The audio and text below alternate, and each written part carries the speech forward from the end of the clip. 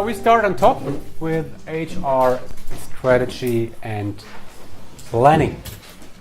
So my first question is, we're going to talk about a company strategy. Yeah, you will hear this term multiple times during studies in your career. Strategy. The question here is, how is a company strategy related to HR strategy? And this question must sound very weird to you. Yeah? What does that mean? I'm going to talk about this. As part of an HR strategy, which company functions should be of highest priority? So you talk about the question, which is more important? Research and development, marketing, sales? What is of highest importance? Yeah, that's a really key question. And then the next question is, can we predict, or in other terms, can we plan how many people of what kind a company needs in the upcoming years? Of course, there are some methods, and I would like to share with you some of the most important methods, okay? But let's start with the first question. Here are some strategies, or sometimes we also name it strategic priorities. The question is, what is of highest priority for a company? What I've shown you here are 5 different strategies. And I try to assign companies where we know, or at least I think, that this should be the strategy of this particular company. Again, what is strategy?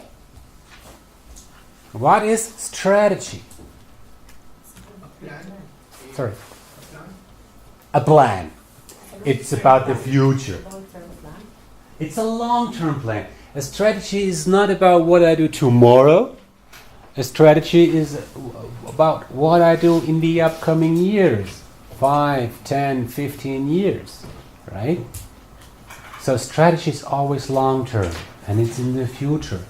But there's one important aspect which I want you to see whenever we talk about strategy. There is a management thinker who said, strategy means to say no. Huh? I mean, that's true.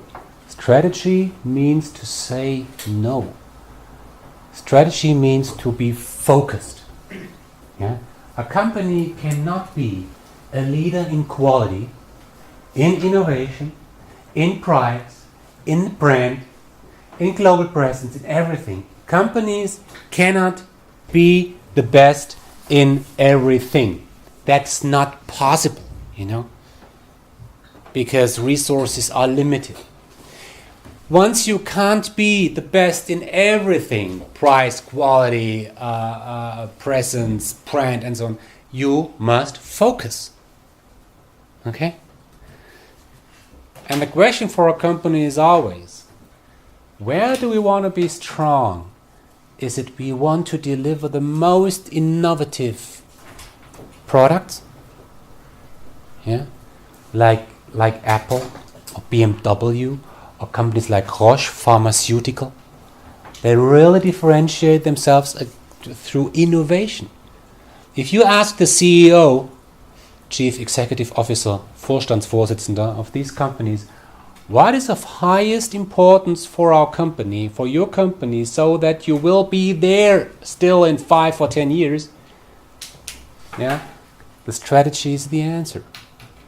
At Apple, I would say, because we will exist in 5 years because we are more innovative than the others. Okay?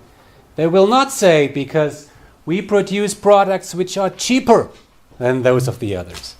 No, it's not about price, it's about innovation. While here, look at those companies, Red Bull. Red Bull is not about innovation, not at all. I mean, this guy who founded this company, he really worked long, a couple of years, to really define this essence which makes up the Red Bull. But then it stopped changing, like Coca-Cola. Yeah, It's not about innovation. It's even not about price. I mean, it's terribly expensive, Red Bull. Yeah? It's simply about the brand. Brand. Brand means the people know us, the people like us, and the people, they have very clear associations with the name, with the logo and everything. There's a clear promise in the market that people understand. So, you compare Red Bull with Roche, yeah? Totally different priorities. Price. There are companies out there say, well, we will exist in 5 or 10 years. We will still exist because why? Because we will make it to offer products and services at the cheapest possible price. Again, it's not about innovation. Yeah? Aldi is not about innovation. Not at all. It's the opposite. Stick to things. Don't change things. Yeah? Changing things is expensive. Yeah? So Aldi is about price only. Yeah? Ryanair. Yeah, it's about price only.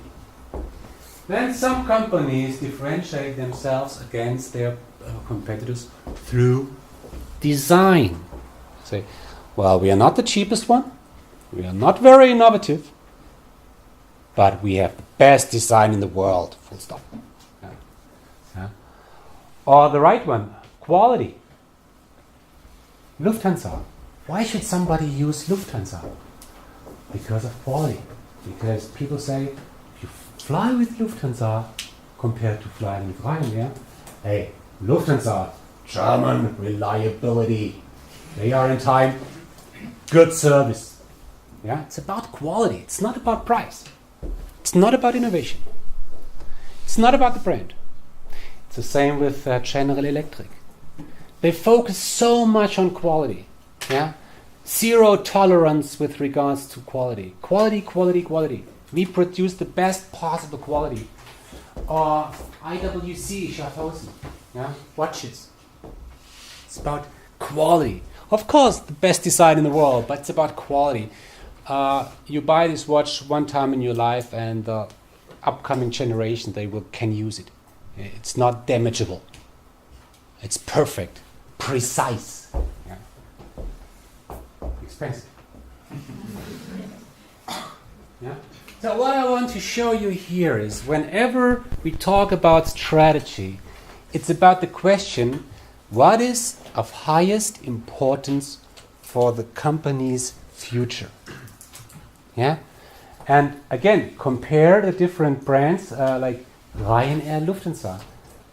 Same industry, but different priorities. Here's the question, please. Is there a possibility that a company has to have like 2 of these topics to be like the best? Yeah. There is.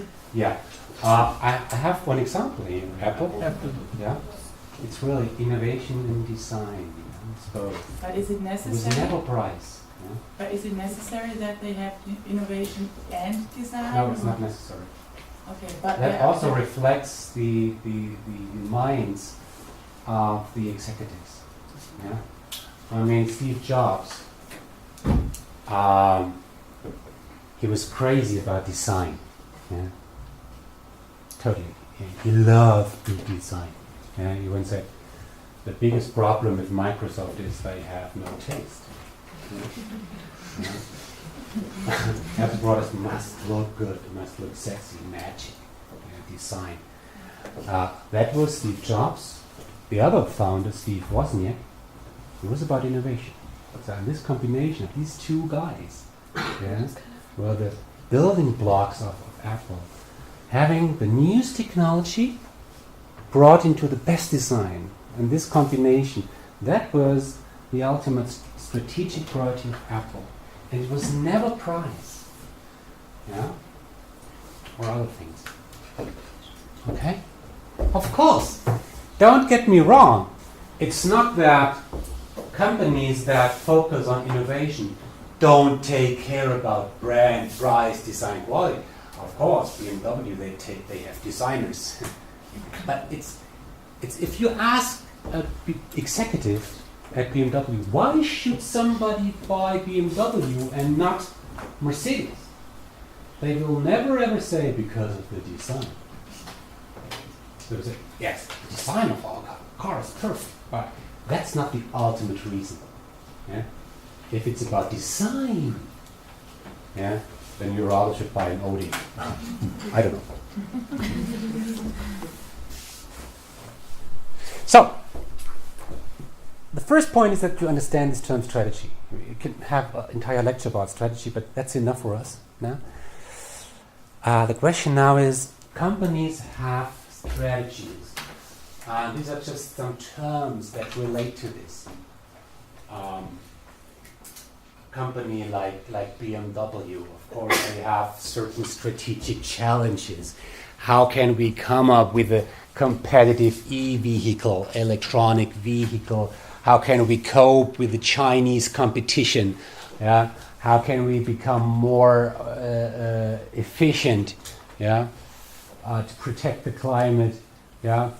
We talked about strategic priorities. It's about business objectives. Where do we want to be in the next 10 years?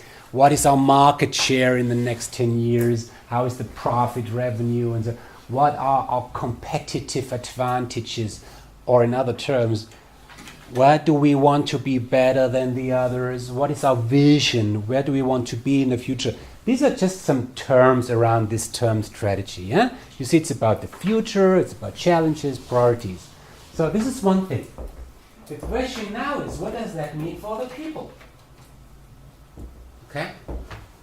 So I'll give you an example. Look at the Deutsche Telekom, yeah? German telecommunication company. This company was formerly owned by public, yeah? Was a monopolist. And it happened like with every monopolist, they really had a lousy quality. Really, it was bad. Then Deutsche Telekom became a normal company, yeah, that needed to compete against others. And they defined a clear strategy. 10 years ago also. Deutsche Telekom said, our strategy is, we will provide the best service in our industry. Best service at the lowest price. Full stop. Quality, price. Now, question to you. A company like Deutsche Telekom, like any other telecommunication company, if they want to deliver the best possible quality, service quality, what does that mean for the employee? They have to work better. They have to work better? What does that mean? Long hours. Huh? Long hours. Okay. Yeah? Longer working hours. Longer working hours? Better education. Better education? Think in easier terms. Yeah? You enter a sales job of Telecom. Motivation. Motivation? How do you see motivation? Benefits. Benefits? Incentives. Incentives? Perks. Think about very simple things. If Telecom wants to deliver best possible quality, the people must be friendly. Huh? They have to have a smile on their face. They must respond fastly. Yeah? If you enter a telecom shop, they must be well informed about their products and their services. They must be able to cope even with the most difficult client. Yeah? So these are very simple competencies. Yeah? Saying thank you. Yeah? Please. Okay? Knowing the customer, knowing the products. If a company wants to deliver best possible quality, that means that the people have certain competencies like good knowledge, friendliness, empathy, all these things, you know. And then the question is, if we want to have this, because it's necessary to translate this strategy into success, what should we do in HR? Another example, a similar example. Deutsche Bahn. Even worse.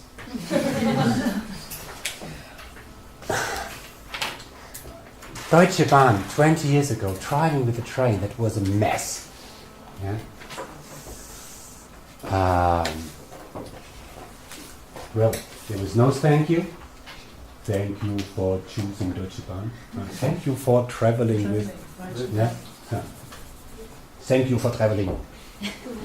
There was no thank you, no please, nothing. That was really worse. Yeah. When the train finished, the message was alles aussteigen. It's wrong. It means alle aussteigen. Alles aussteigen. All out. You know, there was a German term used by the Deutsche Bahn people. It was not the guest. You were a Beförderungsfall. A logistic case, so to speak. It's really worse. So, the Deutsche Bahn really did a lot to say, well, we want to compete in the market, we have to increase our service quality.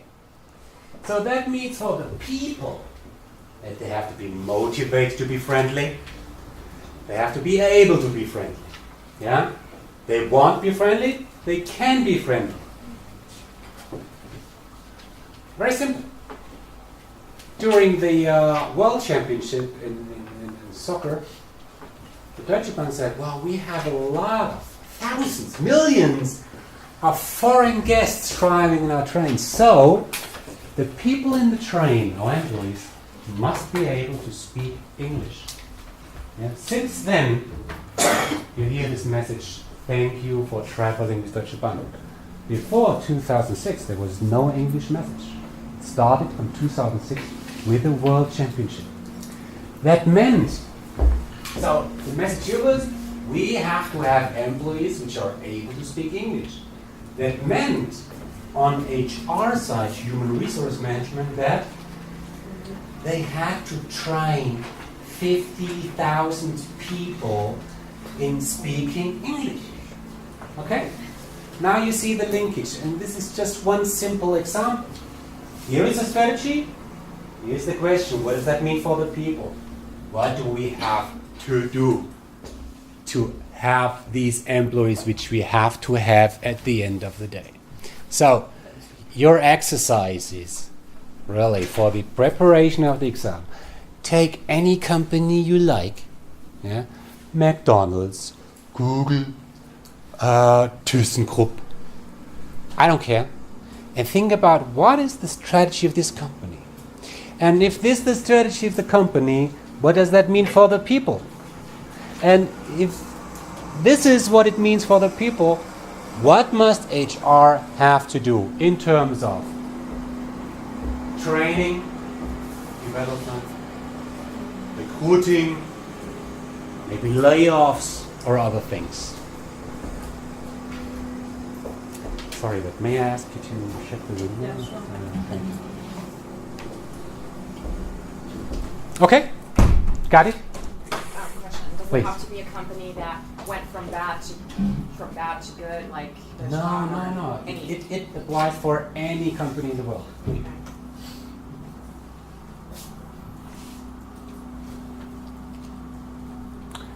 When I think of mid-sized companies here in the Black Forest, for many companies they have very specific challenge, strategic challenge. They have to expand to Asia, for instance. If this is a strategy to expand, to grow, to follow your customers, that means that employees must be able to work on a global basis. That's much more than just talking and speaking the language. Intercultural skills and so on. Yeah? Doing business in China. Yeah? To ensure this, you must do something in HR. You can always apply this logic. It's quite simple. Now there is a next idea which is really important. Before we come to the next idea about how to translate a strategy into an HR strategy, here you see an overview of the most common functions in companies. Yeah, probably you know about most. Let me say some comments about product management. This is a function where people think about the products in the future or the existing products. Yeah, in a company like Procter & Gamble, for instance, you have hundreds of products. And for every product, there is somebody who is responsible for this toothbrush. Yeah? Okay? So product management is about thinking, what should we do in the future? Which products will be successful in the market? Which are demanded? And so on. And then we have R&D, which means research and development. Forschung und Entwicklung. Research and development. There you primarily find scientists. Yeah? In BMW you have a huge R&D department. They do research about how to build engines which are more efficient than the past ones. Yeah? Or in the pharmaceutical industry you have a lot of researchers. Okay? And then design. Yeah? How must the product look like? And then production planning. How do we produce it? Where do we produce the product? Yeah, and then the actual production and engineering, where the products are produced. And then we have marketing. Okay, some would say marketing must be at the beginning. We don't care. Marketing, the 4 Ps. What is the price of the product? How to promote the product, and all these things. And then, of course, sales. Yeah, you have to sell the product. Not only doing marketing, communicate, but to sell it, distribute it. Yeah. And for the bigger clients, we have something which we call a key account management. Key account management. A key account is a very big, important client. Yeah. And there are key account managers taking care for the relationship to these very important clients. And then we have service and support. You have problems with your car, okay, call the service and support department. Hotline, call centers. And there are some functions which support these core functions. Quality management, yeah, IT, controlling, accounting, you know better what that is. HR, of course, facility, public relations, communications, purchase. Yeah, Einkauf, purchase. They take care of the purchasing products, material, production, machines, materials, maybe logistics. And above all, we have management. Now, I don't care whether or not you understand these different functions. Yeah. My question is, what is the most important function? Don't say HR. It's definitely not. Huh? Research and development, yes, of course. Research and development is the most important department because if they don't do well, I mean, you cannot be innovative. You will not come up with the latest products. You cannot compete with innovative products. Yeah, so R&D is the most important function. Do you all agree? Actually, this is different. Like, if we went back to the strategy, then we will see that for Red Bull, R&D are nothing because it's not needed. Actually, what is needed is something else, maybe marketing. So I think it just depends on the company. Mm-hmm. So it's not like there is no function that I can say that this is the most important function. No? Nope. Nope. Not for me. Sir? You can't make the Red Bull from scratch without research. Yes, you don't have the Red Bull without research and development. Yeah, well, actually, but a function is something that works not only for one time, that works all the time. Oh, you're right. They have to function, you know. They can get rid of this particular function. Yeah. I would say marketing is quite important, because even if you have the most useless product in the world, if you have the right marketing, the right commercial, you Yes. can sell anything. Yes. So, if you have the best product in the world, if you don't have a proper marketing, you lose. Yeah, of course. Yeah. Or even if you have a lousy product with a good marketing, you still can win. Yeah? Yes, of course. Marketing is the most important function. You suffer.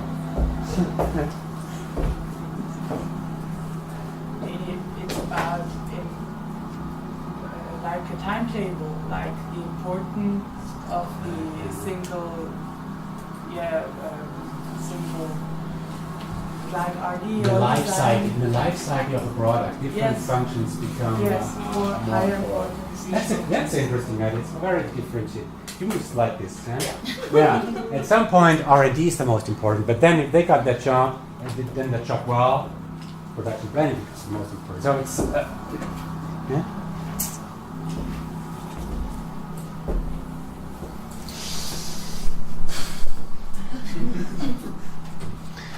Yeah, which is the most important? You also can say it's a silly question, because every function is important. If a function is not important, it wouldn't be there. And can you imagine a company like BMW without design? Can you imagine a company like BMW without IT? No. Without purchase? No. You have to have all these functions. It's a silly question to think about what is the most important. They are all important. That's a perspective, but you can also say it could be that everything is of equal importance. So there must be something which is more important than the rest. I guess we could categorize the core functions as being vital and not so vital. Research and development obviously is vital. If you don't have a seed, let's say, or you need to start with something, and you can live without marketing, your product's going to suck, it's not going to sell, but you're still going to have something to sell. So I guess research and development, in my opinion, definitely starts the chain of importance and continues on with other things that we may or may not live with. Okay, good, very good. I agree. I think even for marketing, we need to do research first, like which is our target group and all, like what type of product do we need to deliver to them. And First comes R&D R&D. and marketing, yeah. But without even the only so-called supportive functions like IT, R&D couldn't even start That's right. working. That's why IT is the most important function. Because with IT, you take care for the, let's say, the nerve system of a company. Yeah? Shut down IT, and the company will stuck. Yeah? Well, I would say another most important function is the production, because if you don't have Yes. anything to sell, then Thank you. why would you need marketing Thank and you. IT and everything else if you didn't produce anything for people to buy? Absolutely. You have a wonderful R&D, wonderful marketing. Hey, somebody has to produce this stuff. Yeah? If you don't have this production, manufacturing, assembly, you can forget about the rest. Somebody has to produce this car. Yeah? And this is where the value is created in the production, not on the paper and not on the ad. It's in the production. You're right. That's why production is the most important function. Totally confused. Now, let's stop this here. I think you really got the point. Yeah? It depends on the strategy. Yeah? And this is something I really want you to see. We spoke about strategy, different strategic priorities. There is a company which is focused on innovation. If innovation is the strategic priority of a company, which function is the most important one? R&D. If it is brand, which function? Design. Design, marketing. Marketing. If it is price, sales, yeah? Product planning. Purchase, right. If you can purchase the material and the machine at a cheap price, low price, then you can sell your products at a low price. Yeah, absolutely. If you look at Aldi, they must have a strong purchase department. Yeah? The best purchasers in the world, maybe. Okay? So, this is something which I want you really to understand. And this leads me to this last slide for today. And you must understand this slide. It's key. What we spoke about in the last half an hour was there are functions in companies which are of high strategic relevance, and there are functions which are of low strategic relevance. Again, what does that mean? You focus on innovation. Innovation is your highest priority. Then R&D is of highest strategic relevance, while the others are of lower strategic relevance. You have to have these. You have to have IT. You have to have logistics and all these things, maybe. But it's not so important. Yeah? Or in other terms, the question is really, where do you have to have maybe the best people in the market? In R&D or in marketing? In design, production? Yeah? Where do you have to have the best people? And where do you have to have good people? Okay? This is this dimension. And I really want you that I give you a name of a company, a well-known company. This was a question in the exam, by the way. Yeah? The question was something like Audi. Yeah?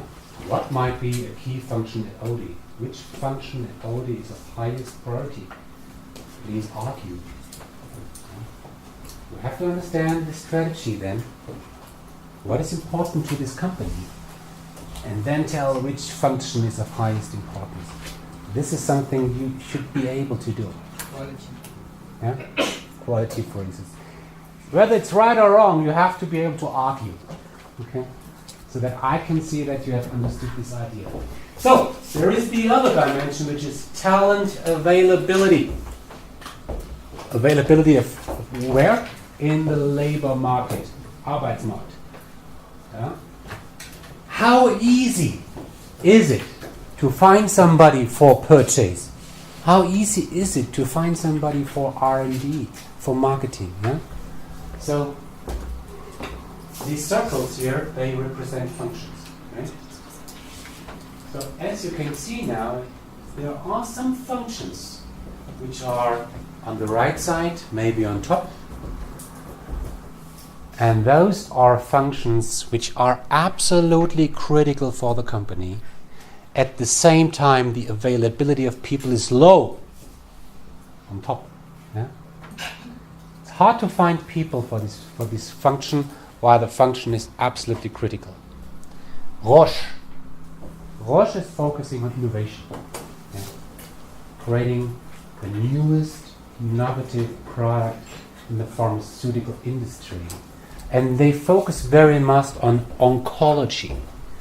Yeah, it's about cancer.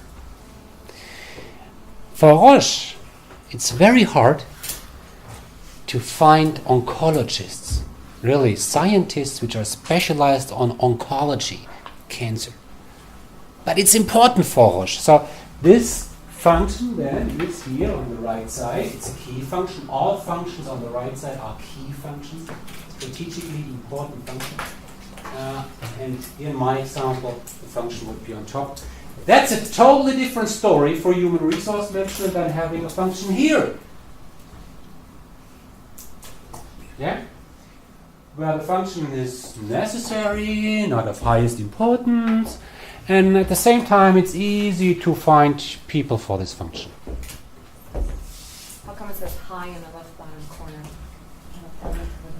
High availability. Okay. It's a little bit misleading. Yeah? high availability is there are a lot of people in the labor market. Yeah, the function is easy to be filled. It's easy to recruit people because there are a lot of people out there who want to work for you. There is a second dimension, which is talent availability. What does that mean? It's of different. It's functions differ with regards to how easy it is to get people. Right? Look at a company like, let's take a German one, Aldi. Yeah? You all know Aldi. How difficult is it to hire a cashier? Kassierer. It's easy.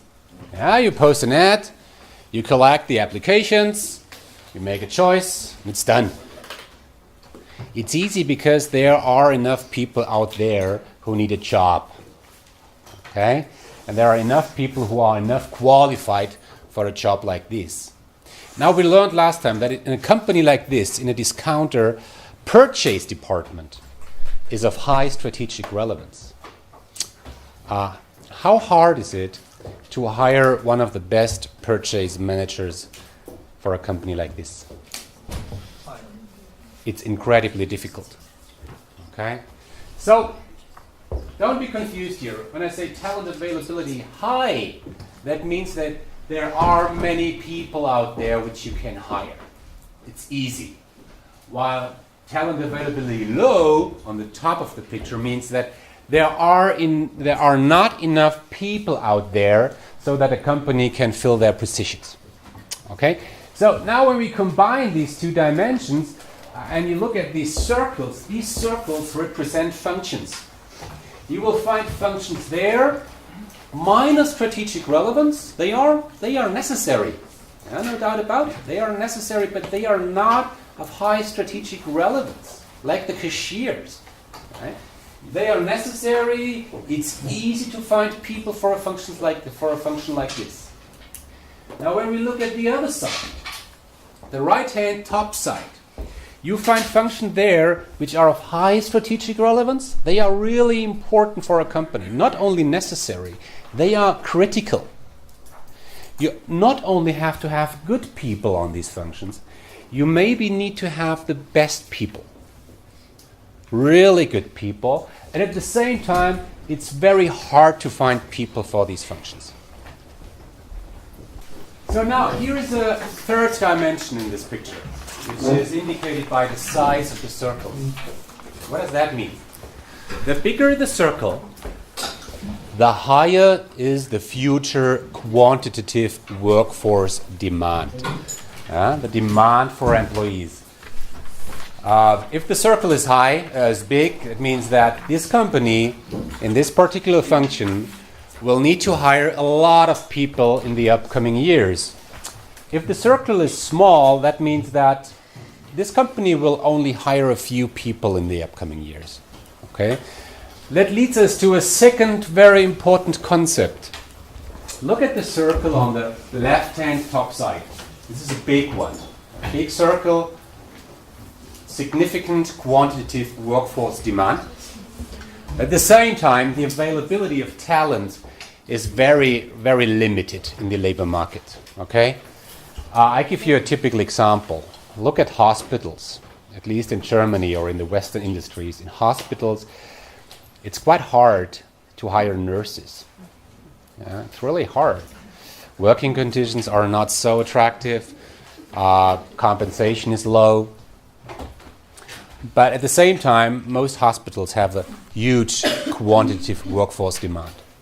So once you have this huge quantitative demand, at the same time it's hard to meet this demand, then we name such a function a so-called bottleneck function.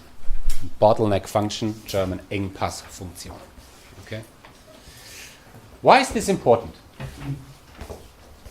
Whenever I work with a company, as a consultant, I always start with this picture. Always.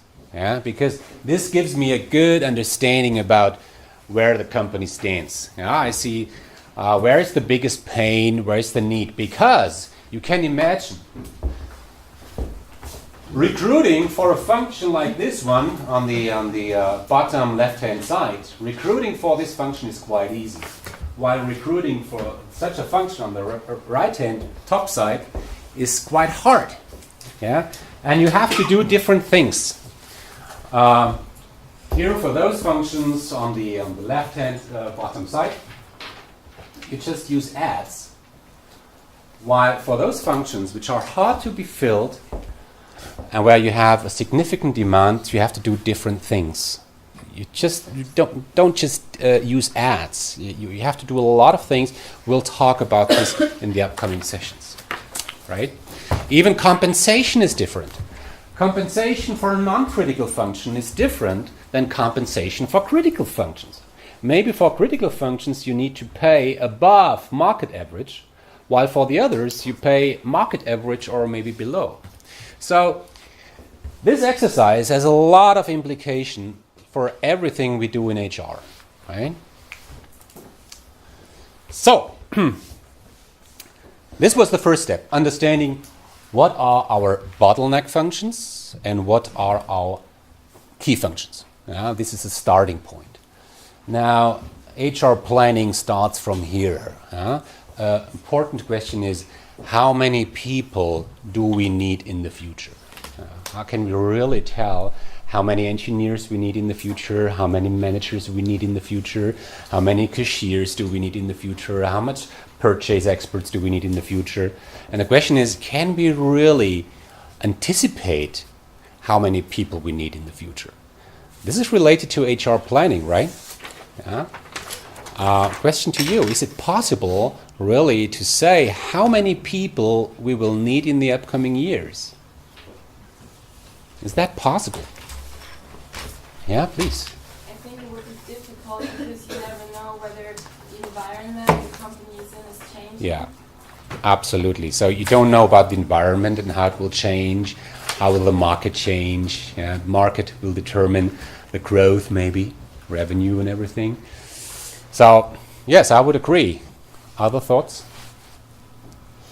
You still can have a roughly information about what would you need, because as an HR manager or someone who's working in this company that's working on a strategy, then you're supposed to know what are the goals that you want to achieve. Yes. And based on that, you can roughly know what would you need. Maybe not specifically, but still you can have an idea. Yeah, I would agree.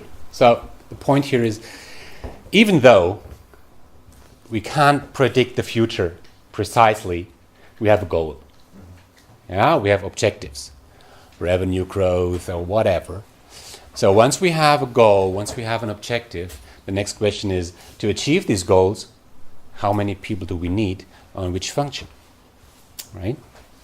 So the first step, and this is a very important step for many companies, is to look at their age structure. And this is an example. What you can see here is how many employees or managers do we have of which age, right? Here I made difference between the employees, the gray bars, and the managers, the red bars. So question to you, when you look at this picture, what does that picture tell us? Most of the people in charge are relatively old. The people are relatively old, especially the managers. They will soon retire, and then there are not enough managers to replace them. Wonderful, yeah. What we can tell from this picture, now look five years into the future or 10 years into the future, you can exactly tell how many managers, how many employees will retire. Huh? That's an easy game, or you can easily make such an age structure analysis, and you can easily tell what will happen in the upcoming years. So this is point one. Is there anything else from which we can determine the future demand? So one thing is we will lose people because of retirement. Is there anything else?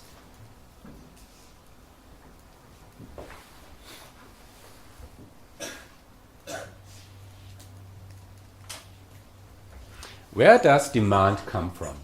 What does lead to demand? Consume. Consume? What does that mean? Consumption. That means that people need things, and so companies have to supply them. And so the companies have a demand for labor, and then they need the people. So for universities, So you have a plan for future revenue, right?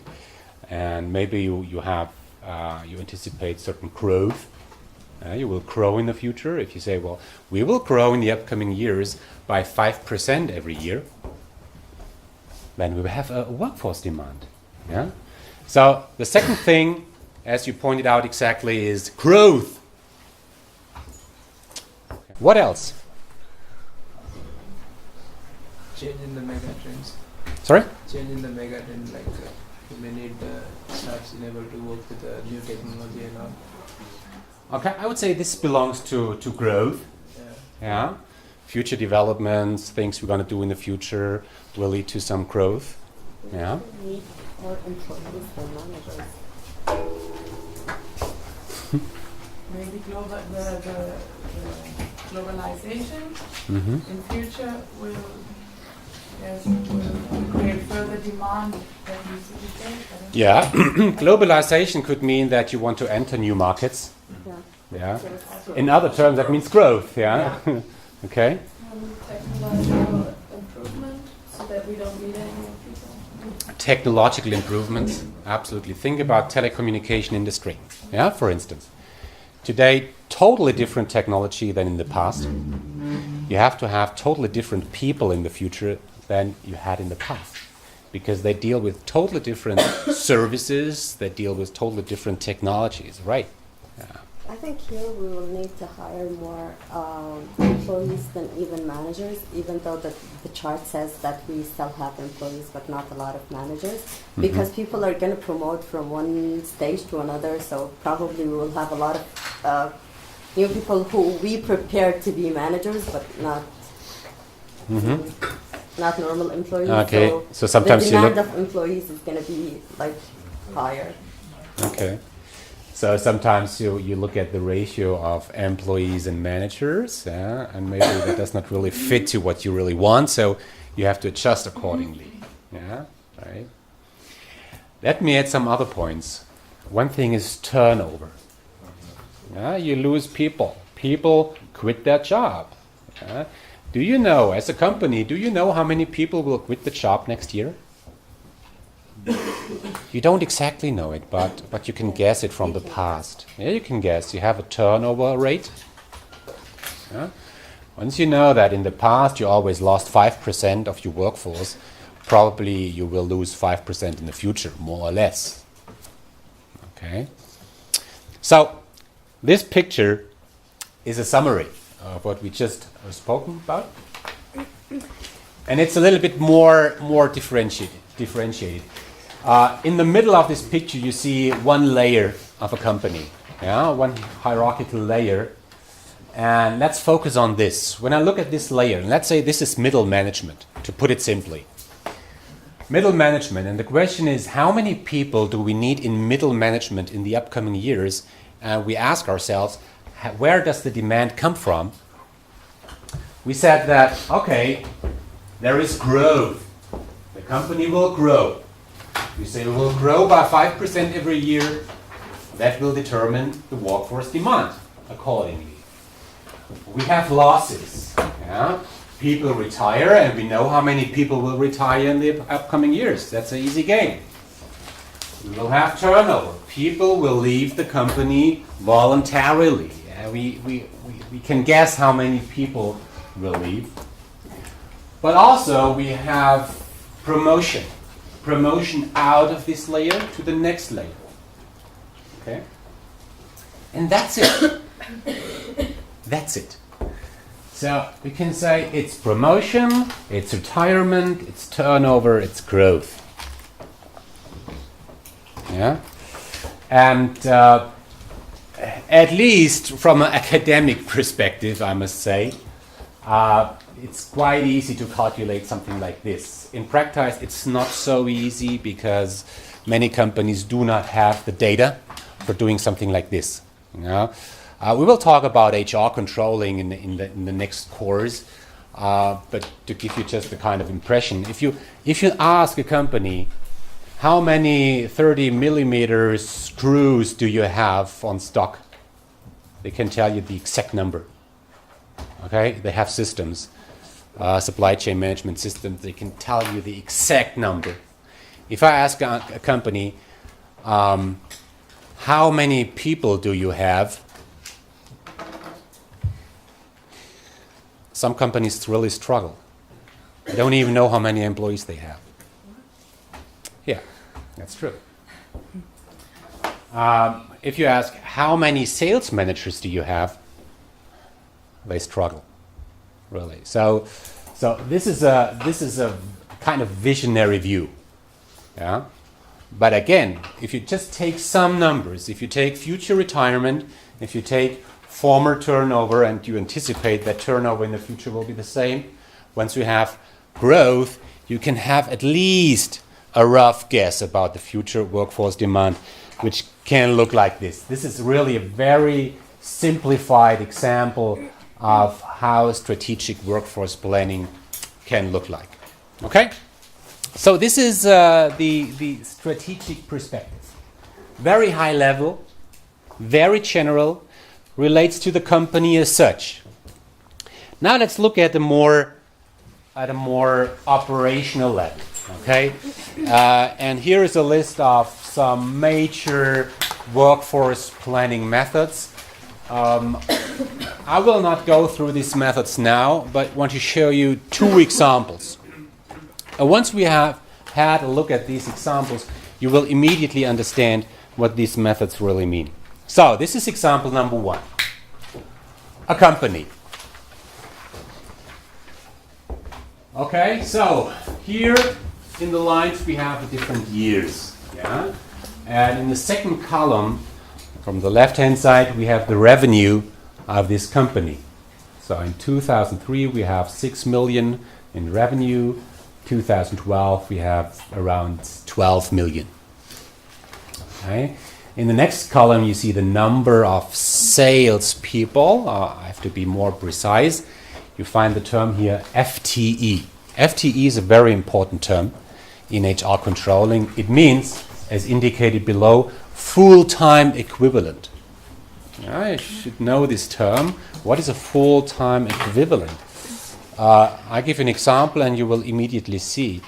If you have 2 employees working part-time, let's say 50%, yeah, both work half a day, so to speak, then you have 2 employees, but you have 1 full-time equivalent.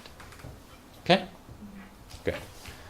So from a controlling perspective, we think in terms of full-time equivalent, and we don't care about how many people these are. Okay? So here's the number of sales FTE, and from there we can easily calculate the revenue per sales FTE. This is simply revenue divided by the number of salespeople, sales FTE, to be more precise. Okay. Then we have also other people, people that are not related to sales. So you can see from this picture that this is probably a sales company.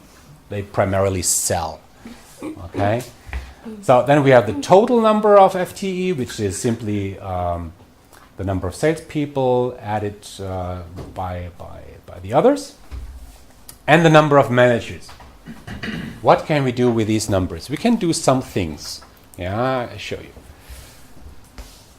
The question now is, now we are in 2012, and the question is, how many people will we need in 2013?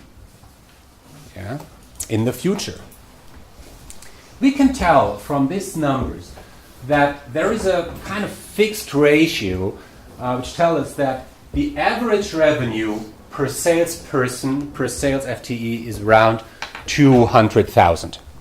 Okay?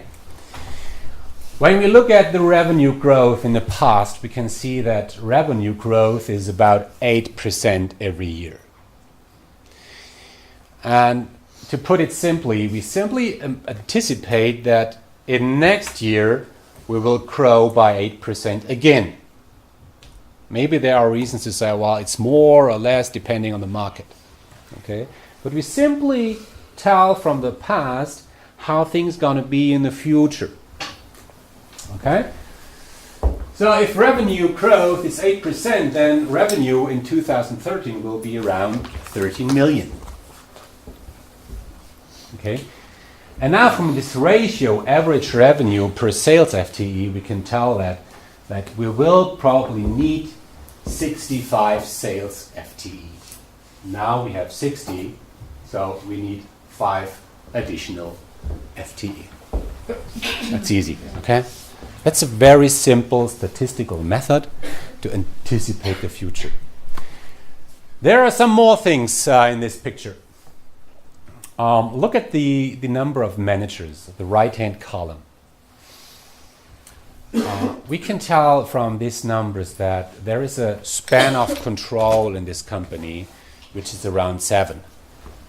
Span of control. What does that mean? It's the number of managers. It's the number of employees divided by the number of managers, to put it very simply. Yeah, it's the span of control. Tell us how many employees report to one manager. Okay, so if the span of control is low, then each manager has to take care only about a few people. If span of control is big, managers have to deal with a lot of people in their team. What is better? Smaller team. Smaller team. Okay, why? Because it's easier to communicate. Yes, it's easier to communicate. Communicate. Yeah, it's easier to treat the people fairly. Yeah.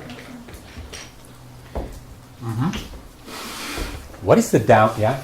It's expensive though, there are so many managers. Oh yes, it's expensive. You have a lot of managers. If you have a small span of control, you need to have a lot of managers. And as we learned, we should have less.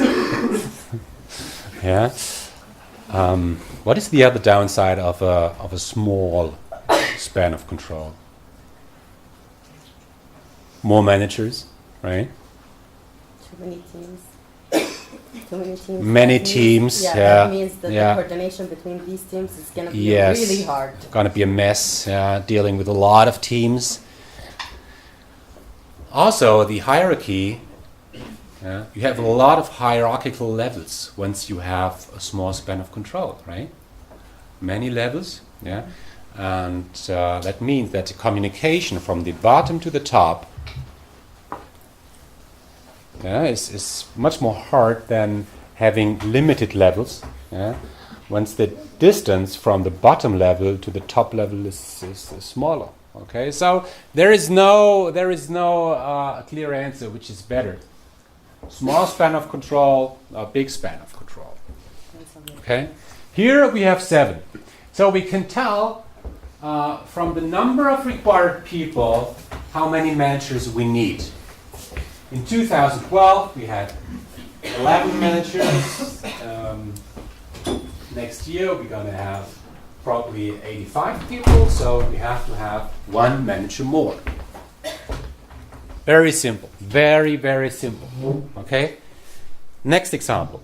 The question here is, how many people do we need to run an Italian restaurant, pizzeria? Okay. And that's a real question. And in a recent exam, I asked the question, how many people do you need to run a McDonald's restaurant? Yeah. There was one student who said, well, I know it, I worked there, it's 12. This is not what I expect, you know. It's I don't care how many people work in a McDonald's restaurant. I care whether you can really calculate this. Can you guess it? And when we talk about workforce planning from a professional point of view, I want you to see that you can use some methods, that you can work with some assumptions to calculate this number. Okay? So let's simply do this by using a method which is named the task analysis.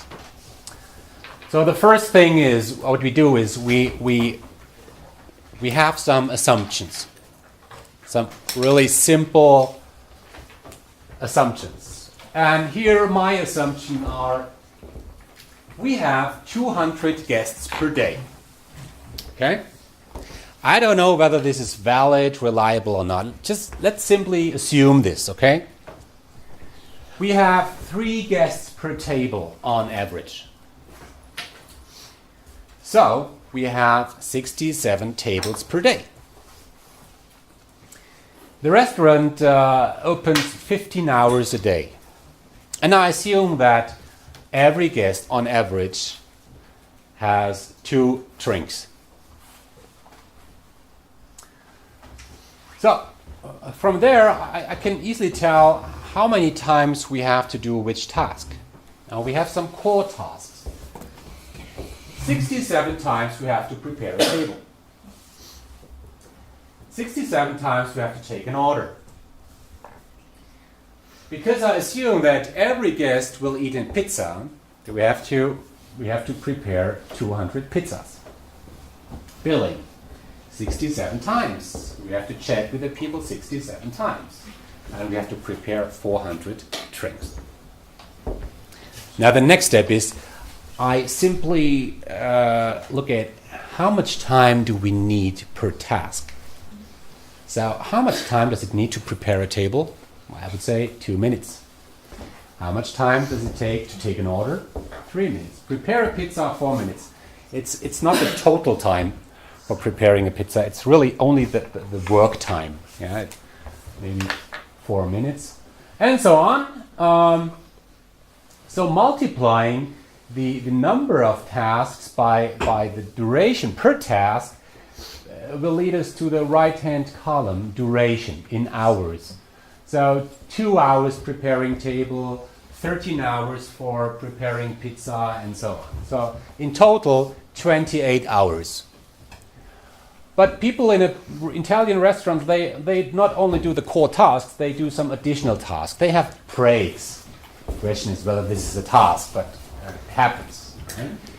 We have breaks, some administrative tasks, counting the money and so on. Right? Miscellaneous things, 20%. Just guessing. So on top to the 28 hours, we have 10 hours. In total, 38 hours. Working hours per day are 8 hours per FTE, so to speak, which lead us to total 47 full-time equivalent. Simply 38 hours divided by 8. So if you ask me, how many people do you need to run an Italian restaurant? This is the answer.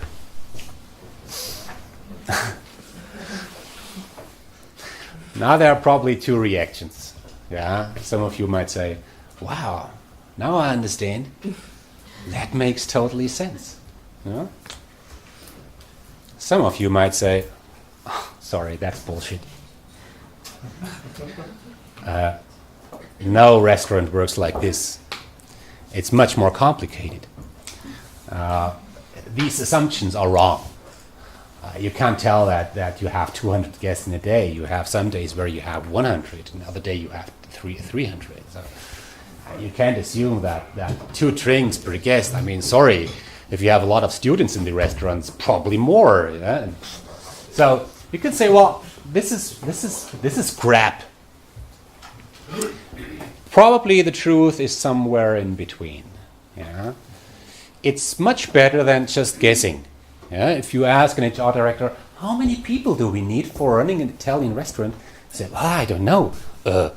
8? 4? I don't know. Let's say 6. No?